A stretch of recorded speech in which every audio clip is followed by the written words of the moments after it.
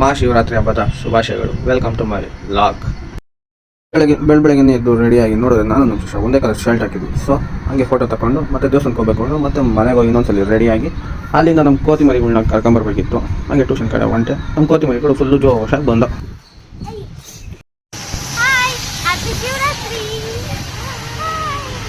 ಹಾಗೆ ಟ್ಯೂಷನಿಂದ ಮನೆಗೆ ಹೋಯ್ತಾ ನಮ್ಮ ಶಿವನ ದೇವಸ್ಥಾನದ ಹತ್ರ ಫುಲ್ಲು ರಶ್ ಇತ್ತು. ಹಾಗೆ ಅದನ್ನು ನೋಡಿಕೊಂಡು ಮನೆಗೆ ಹೋಗಿ ಅವ್ರನ್ನ ಬಿಟ್ಟು ಕೊಬ್ಬರಿ ಬೆಲ್ಲ ತಿನ್ಕೊಂಡು ಹೊಂಟ್ವಿ.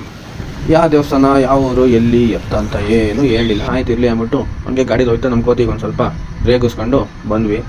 ಹಂಗೆ ಅಲ್ಲಿ ಪಾರ್ಕಿಂಗ್ ಲಾಟ್ ಇರಲಿಲ್ಲ, ಫುಲ್ಲು ಜಾಸ್ತಿ ಜನ ಇರೋದ್ರಿಂದ ಜಾಗ ಇರಲಿ ಅಂತ ಅಲ್ಲಿ ಯಾವುದೋ ಮಾವಿನ ಮರದ ಕೆಳಗೆ ಗಾಡಿ ನಿಲ್ಲಿಸಿ ಪೂಜೆ ಐಟಮ್ ತೊಗೊಂಡ್ವಿ. ಇಷ್ಟಕ್ಕೆ 150 ಹೇಳಿದ್ರು. ಓಕೆ ಇರಲಿ ದೇವ್ರ ಕಾರ್ಯ ಅಲ್ವಾ ಅಂದ್ಬಿಟ್ಟು ತೊಗೊಂಡು ಅಲ್ಲಿಂದ ಒಂದು ಸ್ವಲ್ಪ ದೇವಸ್ಥಾನದೊಳಗೆ ಮುಂದೆ ಹೋದ್ವಿ. ಫುಲ್ಲು ರಶ್ ಇತ್ತು. 1 ಅವರ್ ಆಯಿತು, 2 ಅವರ್ ಆಯಿತು, ಲೈನೇ ಮೂವ್ ಆಗ್ತಾ ಇರಲಿಲ್ಲ. ಅದು ಸ್ಪೆಷಲ್ ದರ್ಶನಕ್ಕೆ ಬಂದಿದ್ವಿ.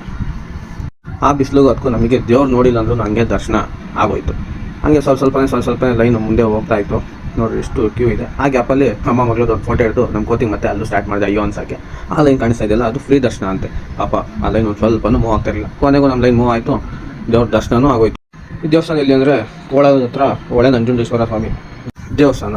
ದರ್ಶನ ಎಲ್ಲ ಆಯಿತು ಖುಷಿಯಾಗಿ. ಸೊ ನಾವೆಲ್ಲ ಫೋಟೋ ಮತ್ತು ವಿಡಿಯೋ ತೊಗೊಂಡು ಅಮ್ಮ ಮಗಳು ಕಾಂಪಿಟೇಷನ್ ಮೇಲೆ ಬೋಟಿಗೆ ಹೋದರು. ಬೋಟಿಗೆ ಆದಮೇಲೆ ಎಷ್ಟು ಚೆನ್ನಾಗಿ ಕವ್ರೆ ಅಂತ ನೋಡ್ಕೊಬೇಕಲ್ಲ, ಅದಕ್ಕೆ ಮತ್ತೆ ಮೆಮೊರೀಸ್ಗೆ ಅಂತ ಇನ್ನೂ ಒಂದು ಫೋಟೋ ತಗೊಂಡು ಅಲ್ಲಿಂದ ಸ್ವಲ್ಪ ಈಚೆ ಬಂದರೆ ಅಲ್ಲಿ ಪಾನಕ ಮಜ್ಜಿಗೆ ಕೊಡ್ತೀವಿ. ಆ ರೆಸ್ಟಲ್ಲಿ ಇಸ್ಕೊಂಬಂದು ನಾನು ಕುಡಿದು ನಮ್ಮ ಕೋತಿಗೂ ಕೊಟ್ಟೆ ಕುಡೀಲಿ ಅಂತ.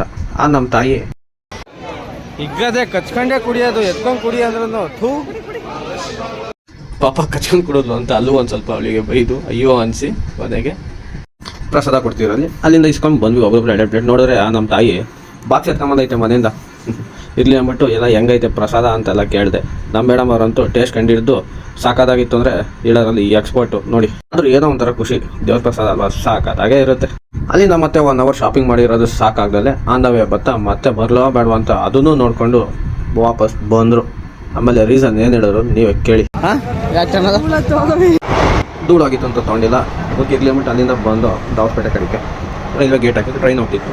ಹಾಗೆ ನೋಡ್ಕೊಂಡು ನಿಂತಾದ್ಮೇಲೆ ಅಲ್ಲಿಂದ ಇನ್ನೂ ಒಂದು ಸ್ವಲ್ಪ ಮುಂದೆ ಬಂದು ಅಷ್ಟೊತ್ತಿಗೆ ನಮ್ಮ ಕೋತಿ ಕಣ್ಣೆಲ್ಲ ಮಂದಾಯ್ತೈತೆ ಐಸ್ ಕ್ರೀಮ್ ಅಂತ. ಸೊ ಐಸ್ ಕ್ರೀಮ್ ತಿನ್ಕೊಂಡು ಹಂಗೆ ಅಲ್ಲೂ ಕಿತ್ತಾಡ್ಕೊಂಡು ನನ್ನ ಐಸ್ ಕ್ರೀಮ್ ಕಿತ್ಕೊಂಡು ತಿಂದು ಈ ವಿಡಿಯೋ ಎಂಡ್ ಮಾಡ್ತಾ ಮನೆ ಕಡೆ ಬಂದ್ವಿ.